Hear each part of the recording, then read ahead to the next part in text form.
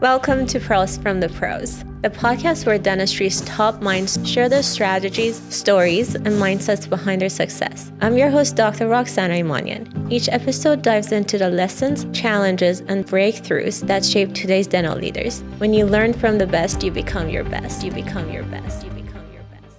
Today, I'm joined by Dr. Wahan, an accomplished oral and maxillofacial surgeon from Seattle, known for his precision, leadership, and deeply patient-centered approach. Beyond the operating room, he's also the creator and host of the Dr. Wahan Experiment, a fast-growing podcast where he dives into honest conversations about dentistry, oral surgery, and the real challenges and clinical skills required to become a truly high-level clinician. I'm excited to dive into his journey, the discipline that shaped him, and the wisdom he's gained along the way. Dr. Wahan, welcome to Pros from the Pros. We're going to start off with an icebreaker question. You like cats or dogs, and why? I like both. With my work schedule, it's just easier to have a cat. And so I always had a cat. I guess my oldest cat's like 9 years old now, almost 10. And, when I just feel bad having a dog at home and going to work. And so that's why I never really had a dog. But I love dogs just the same, maybe even more. It's hard to say. And then I got a second cat like 2 years ago. Like I didn't even want a cat. It was like gifted to me. So I'm like, all right, I'll take the cat. And so now I have two cats. And this one cat, the new cat, is completely different than the other one. He's the first cat that I had, she's a really super fluffy, like, Siberian cat, like, super fluffy. Like, they kinda look like Maine Coons, and then this one is, like, barely has any hair, and he's a Devon Rex, like, they look completely different. But he's always attached to me. He'll be jumping up here, I'm sure, as I'm talking, so. Love that. That's so cool. Before the surgeries, the teaching, the innovations, the podcast, how did your whole journey begin?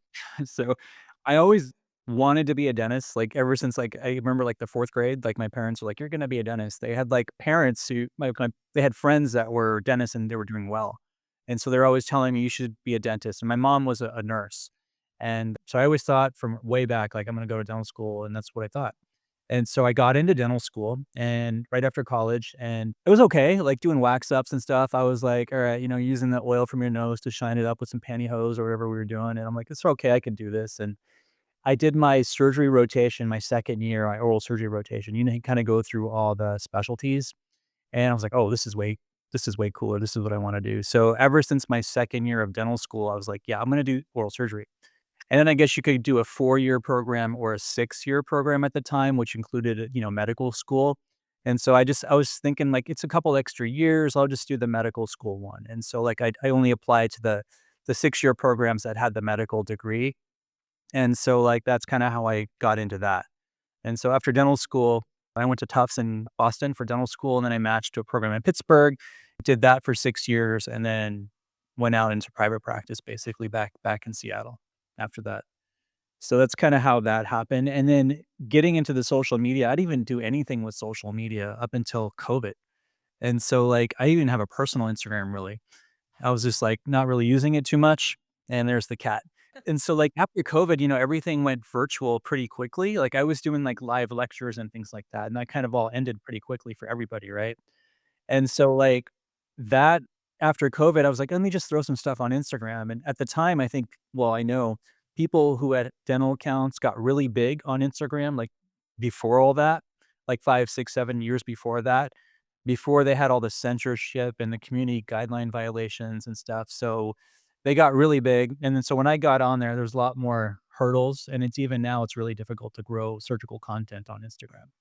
So, but I started after COVID. So after the pandemic, I was like, let me throw some cases on Instagram. And that's so it's been like 5 years now, really, that I've really been doing it. Yeah. So that's kind of how that happened, I guess. But it's different. It's nice. It's nice to learn something new. And like, you're doing oral surgery, like, if you're doing dentistry or endo, whatever you're doing, like it's for a long time, right? And you're like, all right, now I'm learning video editing and like all sorts of stuff, camera angles, cinematography, intros, you know how that works, like, and so, like, it's kinda new to, like, research new stuff and kinda learn new things. That's kinda what I like about it, really. Yeah, it's like another full-time job. So my next It's question is, no how do paying no paying full-time job. Second one, basically. Yes. Yes, how do you balance wearing so many different hats, and how do you prevent burnouts? Yeah, that's a good question. You have to take breaks, and this month I've been taking a break, partly because I got so busy with personal stuff, but other than that, like, you gotta take some breaks. So, yeah, I do work full time. There's Himmy. I gotta get you off, buddy. Hold on. Oh, you kidding?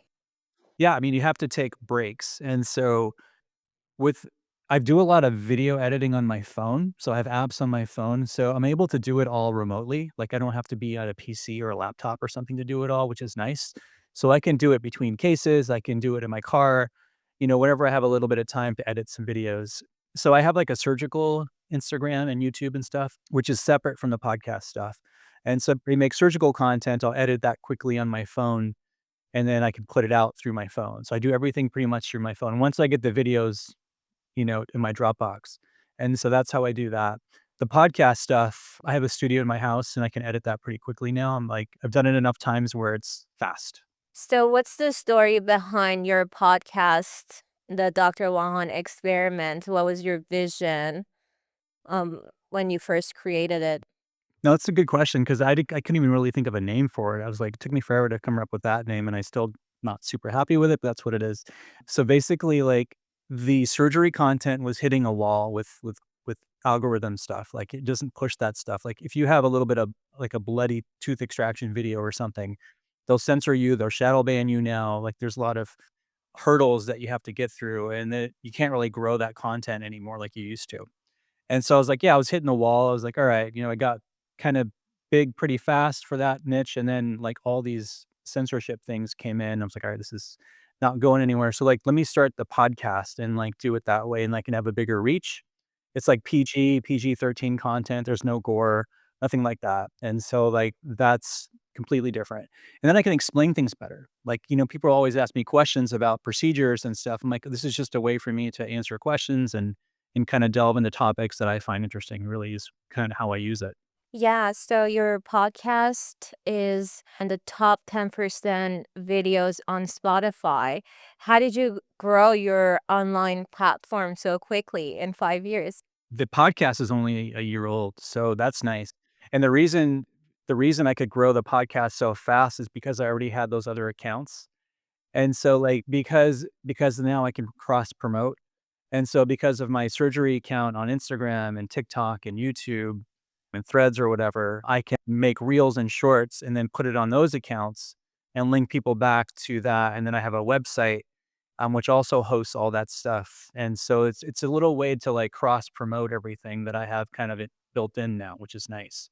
So rather than just going straight podcast and then trying to just promote that, which would take a while, I can use my other accounts to do that. How did you increase the listening time for your audience? I noticed, like, Instagram, because of all the violations and stuff, was starting to slow down. Like, I was growing the account, like, at least 15,000 followers a year, and then, like, after about the last year or so, like, there was only, like, 5,000 a year because all the checks they have in there for the algorithm now, it makes it harder to grow that stuff. So, that's why I switched to the podcast as well, and so with both of them, I can grow all the accounts. It's just kind of this little interconnected web. I don't know. It works because it's on Spotify, YouTube, a bunch of places, so I don't know, there's different ways people watch, so or listen. Yeah, you've been very consistent. What drives you to continue doing this? Well, I'm thinking, like, longevity, like, surgery is cool, but I've been doing it for a while, right? So I was like, "How am I gonna transition out of this at some point? What do I wanna do?" And this seems like a cool creative way to do it, and then let's just say I wanna retire from surgery, like, being private practice like I am or something, and maybe just do it part-time at some point. And then I can have something else that I can, stay busy with that at some point can generate its own income. So I thought maybe just starting doing this and just saying, because you never know who's watching, who's listening. And so, that's kind of my motivation at this point is just to create and branch out where I don't have to do anything physical. Like, dentistry, like we do is physical labor, really. Like, Very hard crack, work. there's like a lot of issues people have with that, right? There's a lifespan that you can do that and I think still be very healthy. And so like everyone's gonna reach their own personal limit with that, I think. You edit your own videos, you said you do. Okay. Yeah, I Um, do everything myself so far. Like, I don't have any help. what impact did your online presence have on your career? That's tough to gauge still. Like, as I'm an oral surgeon, so most of our referrals are still direct referrals from referring dentists and specialists and doctors, right? So that's mostly it's still how I get my own patients. Over the last few years, I'm getting more and more patients that just find me through social media or internet searches and stuff because there's so much stuff out there. So I would say that's still a very small portion of the people that I treat, but it's a growing portion. It's hard for me to quantify it because I don't ask everyone. It's only when I notice it or if they say something is when I notice it. Or it could be that the dental office follows me and maybe they start, I don't know that. I don't know how that works. But I'm sure there's some of that, that happens and it's hard to quantify how people find me now. Did you get any sponsors for your podcast? I do. I have 2 sponsors, which is nice. And so, like, I've almost had them for almost a year now. So after, like, 11 episodes, I was able to get 2 sponsors, which was nice. So I actually make money on the podcast somehow. It's not a lot. It's better than 0 or negative, but it offsets a little, a few things, which is cool. I mean, there's a lot of, cameras and lights and things and software subscriptions that I have that I have to pay for every month to keep this going. Yeah. Like, like if you're editing stuff like this, you need like so many apps, you need website, you need like so much stuff that you're paying for It gets subscription. expensive. It does. And if you're not making any money, like at some point you have to decide, is this even worth it? Or, so I think sponsorship is, if you can get that is super helpful. What advice would you give to someone starting to build their own personal brand? I would say the way I did it, because I have those surgery accounts that I can use as cross promotion is super helpful. If there's a way that people can have a couple different things like that going, and then if that works out, you can cross promote. But sometimes that gets too muddy for some people. I understand that it's a lot of work too to maintain, different things. Um, Sometimes you can find people to promote your stuff. You may have to pay them and then try to get people that way. I haven't done that yet, but I know you can do that too. So you created your own dental tools?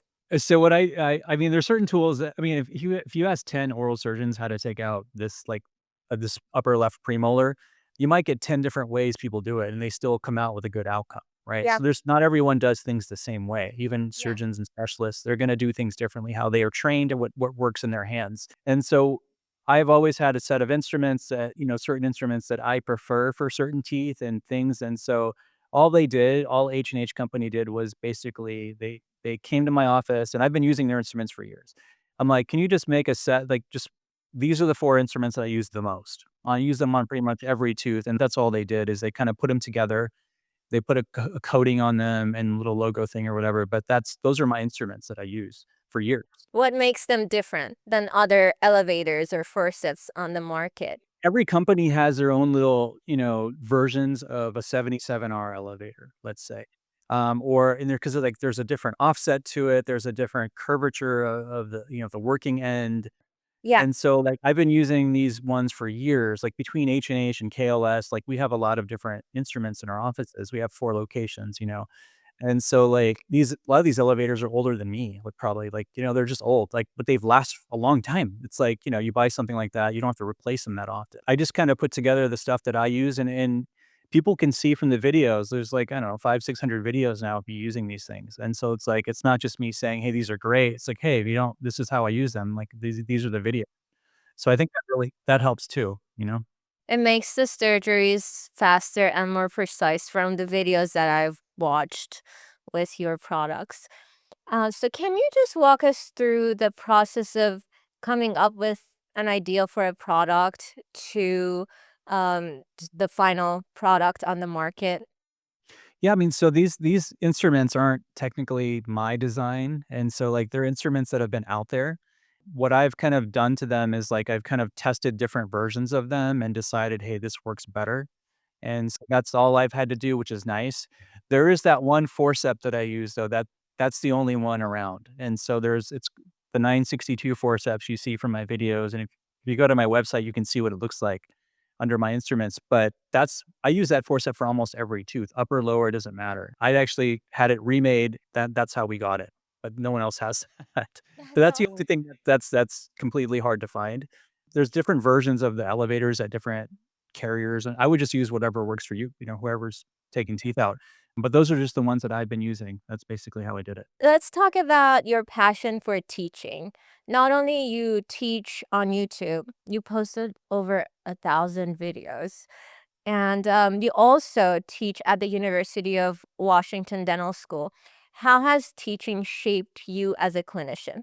Yeah, so the way our practice is set up, like we have 5 surgeons in our practice in 4 locations. We're just north of Seattle. And all of us are faculty at the University of Washington Dental School. And so when we do our affiliate teaching there, we don't get paid for it. It's volunteer, first of all. It's like this is not a job for us. Like we don't get paid for doing it. We just do it to do it. And we've been doing it now for years. And I think what we get out of it essentially is it's kind of fun to be able to teach dental students how to take their first teeth out because we're the doctors when they're in the clinic doing that, right? So what happens is that we go over their cases before clinic with them. They present them to us. We go over their medical histories, and then we all go to clinic, and then they start seeing these patients and treating them. And we're the surgeons there that are helping them out. So sometimes there's like 4 chairs going, and I'm the only guy helping out. There's a root tip that breaks. Like I may have to go in there, and there's something else. You remember dental school? It's like you have to get everything signed off. So Yeah. I'm signing off for the local, for the instrument, for this, for that, as these students, and they're assisting each other, right? So there's generally 2 students per patient. And so that's kinda how that clinic works over there. And so we all do it, we all volunteer and do it, and what happens over time even with that is, like, there's a number of dentists that graduate the dental school that end up working locally, right? A lot of people end up staying around where they went to school for various reasons, maybe they're from here. And so it's a slow burn, but you can get a referral stream just from seeing so many students over time that end up working around you, like, "Oh, I remember when Dr. Wahan helped me. I'm gonna start referring to their office." I mean, it's a slow burn. It's not like a quick referral source, but over time, you can see how that happens, right? So that's nice. But again, it's like we don't get paid to do it. We do have to lose production in our day to go there and do it because we're canceling a day of office, right? So there's Yeah. a lot that happens for us, to even get that going. What outlets you use to gain more patients? I mean, when I first started practicing with the local dental society, like I'm in, let's just say Snohomish County, they have a system where if you want to be on the executive committee there, it's like a 3-year span, and then you're like secretary, treasurer, vice president, and then you're president. That's how that track works. And so I ended up doing that track. And then so I was like secretary, treasurer, vice president, president. So I was president of our local society, but I was within that all the meetings for years, going through all those meetings. And so that's one way, like, getting into your community, meeting more dentists and volunteering that way. So I did all that. Also teaching at the University of Washington. We're lucky enough that our practice has been around a long time, so people still know the practice, even though, surgeons may change here and there, but that's nice. So, I mean, just kinda getting out there and helping out, and then also the University of Washington stuff over time, that's also helpful. So just kinda doing all the things. All of us take call at the hospital, so we still take trauma call, we still do all those things as well, and there's not many oral surgeons, to be honest with you, around us that do that. No one really wants to be on hospital call. So, because you don't really get paid, and so, like, that's another thing that we do. We've been doing it forever. So, yeah. What's a memorable case from doing clinical dentistry that you could share with us today? Like dentistry, like oral surgery, you mean? Yeah, oral surgery. Trauma is interesting, but just because you don't know how it's gonna present. Like, I've had patients that break their jaw walking their dog, falling down steps, tripping over a cat. The most recent one, yeah, she got up out of bed, tripped over her cat, and broke her jaw. Like, little stories like that, I mean, happen all the time. So I think All the some are time. What was it? Yeah, I mean, it happened frequently enough. It's not all fights, people do just accidents and then just break their mandible or, so it happens like that. So some of those stories are interesting because sometimes the patients are even laughing how stupid it was. And, obviously they broke their mandible and fractured their mandible. But yeah, so stuff like that is always interesting to me. It's nice that, they can come to the office. It's not like, middle of the night like it was in residency, which is, also nice. Some veneer revision cases that I get, it's from a fall. You know what, like, sport is the worst, I think? Like, I see the most accidents, it's flag football. Like, you wouldn't think, but, like, flag football, I've seen so many, like, dental alveolar injuries from that over the years, like, it's dangerous. It's, like, more dangerous than regular football. So, crazy. I Yeah. played that in dental school, only once. Yeah. Yeah, people fall all the time on flag football. Yeah, I realized how, I needed my hands to stay healthy for doing dentistry, so I quit after one or two games.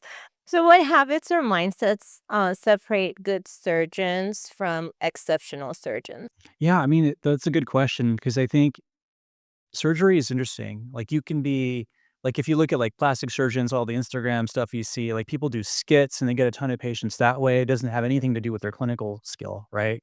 Like they get really popular doing like funny skits or videos or songs or whatever. And they can be booked out because people think they're cool or funny. It has nothing to do with their outcomes. And then there's some that just concentrate on their outcomes. Maybe they're not real personable, you know? So I think there's a whole spectrum there, like how people find these people and how they get their patients. I think for me and what I've always done is like I try to be on top of what's new and try new ways. I don't get locked into a specific way of doing something. Obviously, I'll do something if it works and if it works really well, but I'm always open to the fact that there could be another way to do something that works even better. And so I don't get locked into a certain way or system. I'm really open to try new things and see what works even better. And so just kind of having that mindset over the years, I think really helps out. Learning a lot, going to courses, reading. Now with the social media stuff, it's really easy if I see something that someone's doing to ask them a question, right? You can slide into their DMs pretty quickly a lot of times. And like, and then a lot of times people are open to tell you because like they're posting it themselves and then, they're answering the questions, right? Because that's how that works, right? And so it's nice.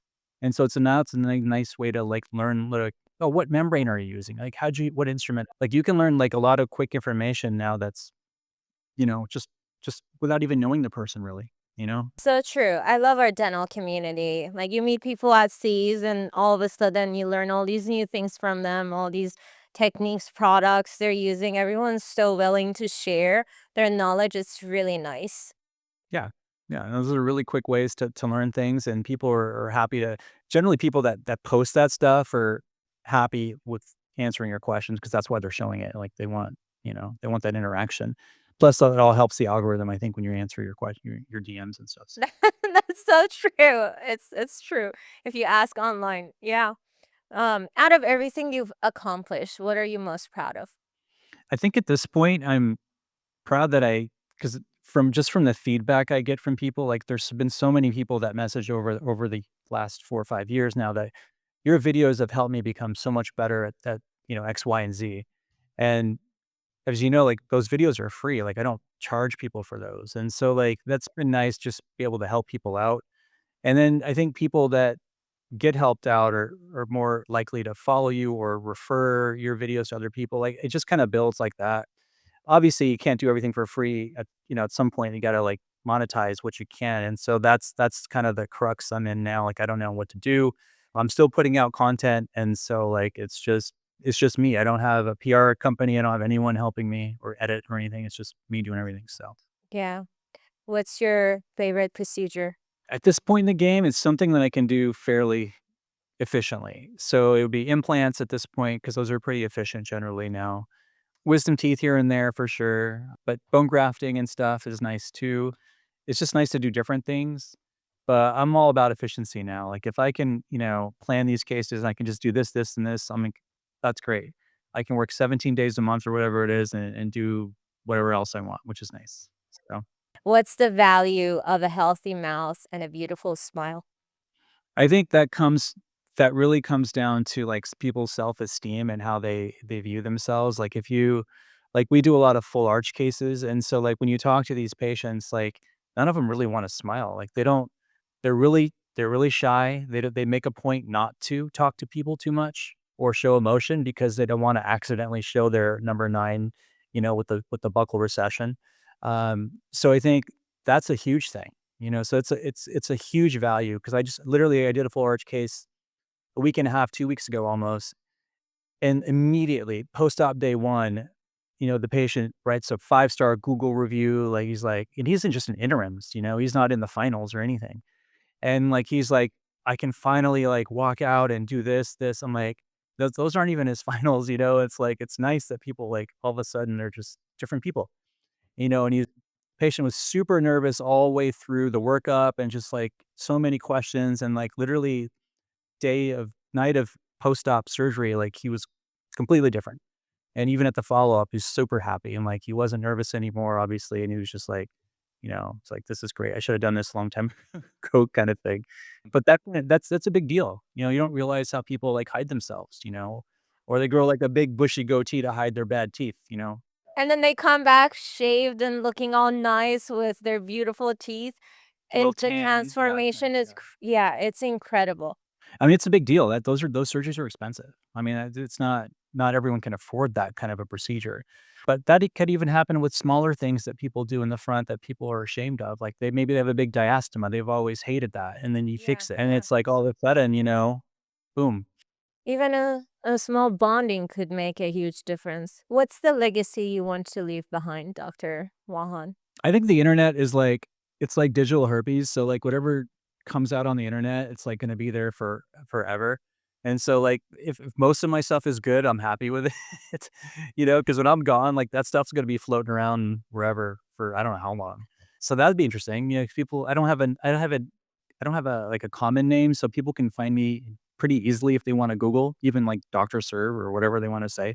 So I think it's that point of view is nice to have something positive out there. But that kind of be the legacy, I think, is like helping people that way. And I've already got a lot of questions and people like thanking me for helping them take teeth out better and they're not as nervous anymore and blah blah blah. And so like that's nice to know too that that's helpful. So I don't really do funny skits or whatever. It's just mostly educational stuff. But it's nice to know that people get something out of it. Yeah, I love your content. I love educational content, and it's sad that there are so many restrictions now. I had no idea.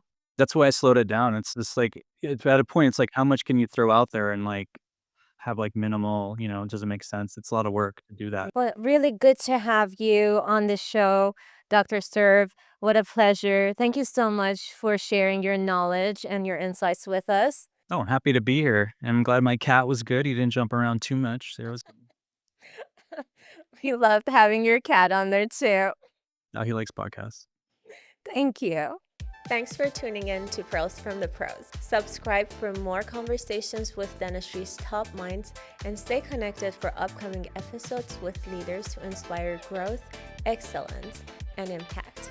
Until next time, keep learning, keep growing, and keep becoming your best. Your growth is your greatest legacy.